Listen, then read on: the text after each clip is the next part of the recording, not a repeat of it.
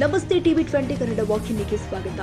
Guarantee ಯೋಜನೆಗಳ ಮೂಲಕ ರಾಜ್ಯದಲ್ಲಿ ಅಧಿಕಾರಕ್ಕೇರಿದ ರಾಜ್ಯ ಕಾಂಗ್ರೆಸ್ ಸರ್ಕಾರ ಯಾವುದೇ ಅಭಿವೃದ್ಧಿ ಕೆಲಸವನ್ನ ಮಾಡದೆ ಕೇವಲ ಬೆಲೆ ಏರಿಕೆ ಮಾಡುತ್ತಾ ಬಡ ಜನರ ಹೊಟ್ಟೆಯ ಮೇಲೆ ಹೊಡೆಯುವ ಕೆಲಸ ಮಾಡ್ತಾ ಇದೆ ಅಂತ ಆರೋಪಿಸಿ ಜೆಡಿಎಸ್ ಕಾರ್ಯಕರ್ತರು ಧಾರವಾಡ ಜಿಲ್ಲಾಧಿಕಾರಿ ಕಚೇರಿ ಎದುರು ಪ್ರತಿಭಟನೆ ಮಾಡಿದ್ದಾರೆ. ಕರ್ನಾಟಕ ರಾಜ್ಯ ಹಾಳು ಮಾಡುತ್ತಿರುವ ಕಾಂಗ್ರೆಸ್ ಸರ್ಕಾರಕ್ಕೆ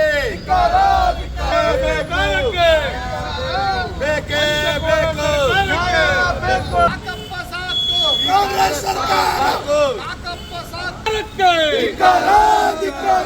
ಏರಿಕೆ ಮಾಡಿದಂತ ಕಾಂಗ್ರೆಸ್ ಸರ್ಕಾರಕ್ಕೆ ಜನ ವಿರೋಧಿ ಪಕ್ಷಕ್ಕೆ